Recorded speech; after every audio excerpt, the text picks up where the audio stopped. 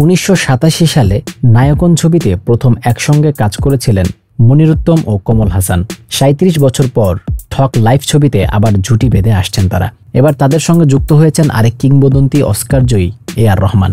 সম্প্রতি চেন্নাইয়ে এক আড়ম্বরপূর্ণ অনুষ্ঠানে মুক্তি পেয়েছে ঠক লাইফ ছবির প্রথম গান। চেন্নাইয়ের এক অডিটোরিয়ামে আয়োজিত অনুষ্ঠানে তারা তিনজন ছাড়া উপস্থিত ছিলেন তৃষা কৃষ্ণ, সিলবোরাসন টিয়ার। এদিনের আসরে উঠে এসেছিল আইকনিক ছবি নাইকনের কথা। মণিরত্নের সঙ্গে দ্বিতীয়বার কাজ করতে পেরে যার পরনাই খুশি কমল হাসান। তিনি নিজের আনন্দ প্রকাশ করে বলেন, নাইকনের পর এতগুলো বছর পার হয়ে গেছে, কিন্তু আমরা কেউ বদলাইনি। আসলে আমাদেরই ভুল, একসঙ্গে আসার জন্য আমাদের এতগুলো বছর অপেক্ষা করতে হয়েছে, আর এজন্য আমি ক্ষমা প্রার্থী। আমাদের আরো আগে একসঙ্গে আসা উচিত ছিল। আসলে আমরা একটা ভালো চিত্রনাট্যের অপেক্ষায় ছিলাম, তাই আমাদের এতগুলো বছর লেগে গেল। আজ আমরা একসঙ্গে এসেছি তা আপনাদের কারণেই। জনপ্রিয় চিত্রনায়ক কে বালাচন্দরকে নিজের গুরু ও আদর্শ মানেন কমল হাসান। এই অভিনেতা আবেগপ্রবল হয়ে জানান যে মণিরত্নম তাকে তার গুরুর কথা মনে করিয়ে দেন। মণি ভালোভাবেই বুঝতে পারছেন যে এটা ওনার জন্য কত বড় প্রশংসাসূচক শব্দ। আমরা একে অপরকে ভালোবাসি, শ্রদ্ধা করি, বললেন কমল হাসান। গান মুক্তির আসরে হালকা মেজাজে ধরা দিয়েছিলেন কমল হাসান। তিনি মণিরত্নের একটা গোপন ডাকনাম ফাঁস করে দেন। দক্ষিণে এই তারকা হাসতে হাসতে বলেন, মণির ডাকনাম হলো অঞ্জু তারা মণিরত্নম, মানে ভোর 5:30টার মণিরত্নম। উনি ব্রাহ্মণ মুহূর্তে শুটিং করতে পছন্দ করেন। নায়কন ছবি থেকে তারই অভ্যেস শুরু হয়েছে। ছবির চিত্র পরিচালক মণিরত্নম আসরে কমল হাসান সম্পর্কেও নিজের অনুভূতি তুলে ধরেন। কমল হাসান যে কত বড় মাপের অভিনেতা তা সবাই জানেন। আজও সিনেমার প্রতি ওনার একই রকম ভালোবাসা দেখে আমি অনুপ্রাণিত হই, মুগ্ধ হই। যে কোনো ছবিতে তার মতো অভিনেতা থাকা মানে পরিচালকের দায়িত্ব অনেকটাই হালকা হয়ে যাওয়া।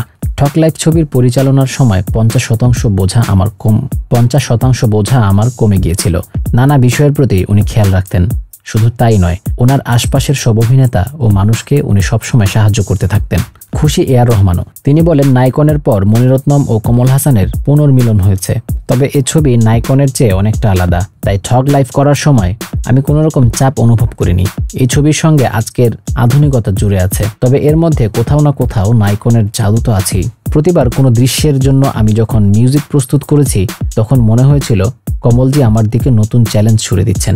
ঠক লাইফ ছবির সঙ্গে যুক্ত হওয়ার প্রসঙ্গে এ.আর রহমান বলেন, একদিন কমল হাসান আমাকে ফোন করে বলেন যে আমি যেন পুরোপুরি ফর্মে থাকি। তখনই বুঝতে পারি উনি ছবিকে ঘিরে কতটা মগ্ন আছেন। এমন নয় যে এ.আর রহমান পুরোপুরি সমমহিমায় থাকেন না। আসলে আমরা সবসময় আমাদের সেরাটা দেওয়ার চেষ্টায় থাকি। আমি মনে করি কমল স্যার তার নিজের ক্যারিয়ারের যথাসম্ভব দেওয়ার চেষ্টা করেছেন।